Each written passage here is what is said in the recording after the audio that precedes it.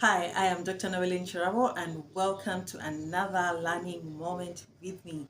Today I want to talk about a topic that often comes up when I am dealing with entrepreneurs. So one of the biggest question or struggles for entrepreneurs, whether they are starting out a business or been running their businesses for a while, is how do I determine my niche customer? And that's what I want to talk about today. So talking about customer, let's start with the first thing. So when we talk about a customer, we're talking about somebody who buys from you, product or service. There's a difference between someone who likes your product. There's a difference between someone who shares about your product. There's a difference between someone who comments about your product and somebody who actually buys from you. So when we talk about customer, we're talking about somebody that buys your product or service. And so for you to be able to identify a niche customer, you should be able to draw a very clear difference between the people that need your product and the people that like your product. The fact that I like your product, the fact that I like your brand or like you as a person doesn't make me a customer if I don't have the capacity to actually buy your product. So sometimes one of the confusion is how come I get so many likes and comments but the conversion is low? Not because not everyone that likes your product is your customer. So how do you determine your niche customer? Your customer is a person that has a need for what you're offering, they have a budget, and they are willing. That means they are ready. Those are the three things that you want to look out for. So whenever somebody buys from you, the first set of people that buy from you, as an entrepreneur, one of the first things you want to find out is, why do people buy from you? Especially your early adopters, especially your visionary customers. If you ask me why I bought from you, and my answer is I bought from you because you're my friend, there's no guarantee that I'm actually going to stay in your pipeline for a long time, because it's probably out of sympathy or empathy or just mutual respect. You're my friend, you're my family member, so I buy from you.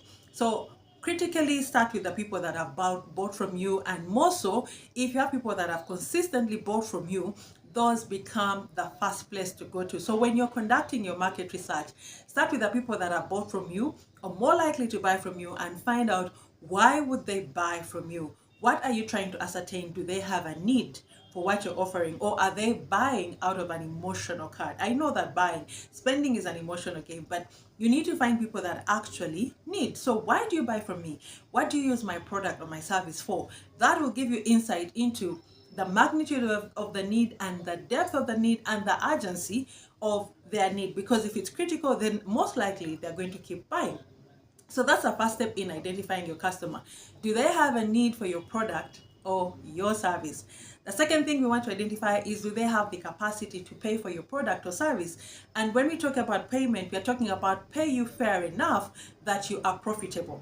Again, if you're buying from you at a rate that does not give you a profit margin, it's just a matter of time that you're going to run out of business. So you need to identify customers that can pay enough to keep you in business. So again, the fact that I love your product doesn't mean I can automatically afford it. You need to find enough customers that have a need for your product or your service and have the capacity and the willingness to pay for it.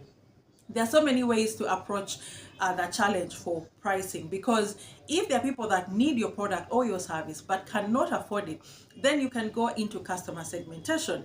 For example, you are selling yogurt as an example. You can repackage the yogurt in different meals that enable all the people that need it to buy it.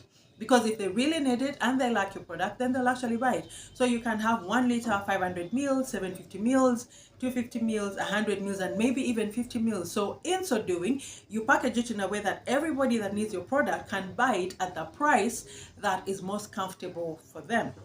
So who has a need of what you're offering, and who has the capacity to actually pay enough to keep you in business? The last thing that you want to look out for, beyond just who needs it and who can pay for it, is you also need to be able to populate volumes. So how do you then begin to populate volumes? Because that's where some people get stuck. I have had this person who keeps buying, who keeps coming back. Maybe they bought and they didn't come back. And so how do I get more customers? A quicker way to actually understand your customer is to develop what we call a customer persona. So a customer persona is basically a profile of who your ideal customer is. Like I said, start with the people that have already bought from you or have been consistently buying from you. Profile them. Are they male? Are they female? What's their age bracket? What's their socioeconomic status? Where do they live? What do they do for a living? What do they do with their time? And what do they literally use your product or your service for? In profiling this one person, you basically set yourself up to be able to populate them. The more you understand the persona of your customer, the more you can populate them. Because if you know, for example, they are women, working class, they're mothers, maybe they're married, and so they're Christians, for example. So then you can begin to think about, what do they do on their weekends? Where do they spend their time? What kind of associations or networks are they part of? And that will become your targeted marketing strategy. So understanding your customer is very crucial to help you even populate the volumes. When you are at an exhibition, when you are in a room full of people, you are not running after everyone, because in your mind you have a profile of who your ideal customer is. So you target your efforts to the people that resemble this persona that you have developed. So that's a very crucial thing for you as a business owner, to develop a persona for your business. That means for business to business, but also for business to customer, because businesses are also different. So what kind of entities are actually buying from you? Are they startups? Are they mature? Are they large scale?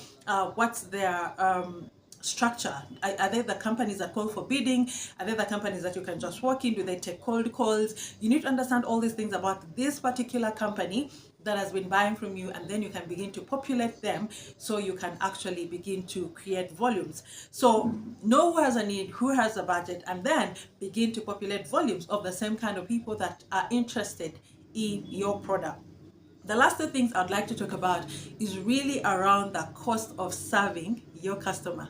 So let's say I do have the need, I do have a budget, and there's so many other people like me in my space that would be interested in your product.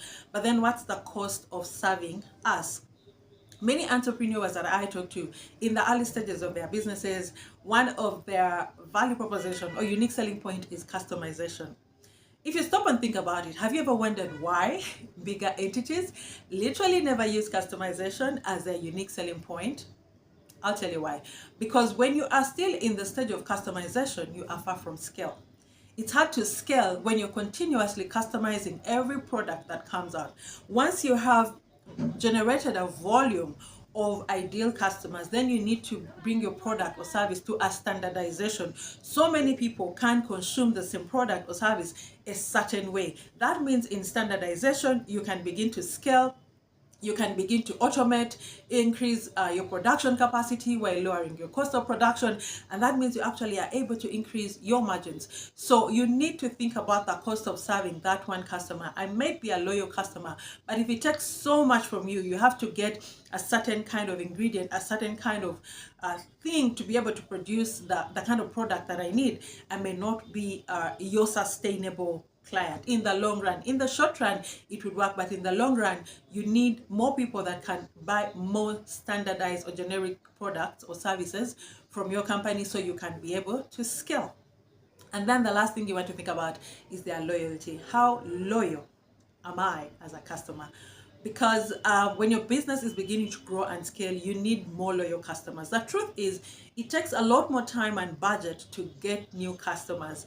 So the quicker way to market is to be able to increase your retention. Am I the kind of customer that will buy into a brand that even when you change location, even when things change, I'll find a way of buying from you?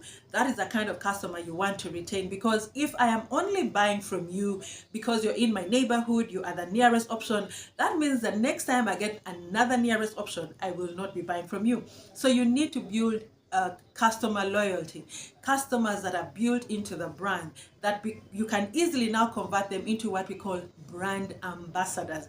When your customers become brand ambassadors, that's the most efficient marketing strategies, because then they're going to go sell to their networks, they're going to go market you to their people, and in so doing, your business is going to grow. So in identifying your niche customer, find a person that needs it, has a budget for what you are offering, there are enough people of the same caliber that need it, their cost of serving them is low, meaning you can standardize, and you can eventually turn them into your brand ambassadors. I hope this has been helpful in helping you understand your niche customer. My name is Noeline Chirabo, and until next time, catch you.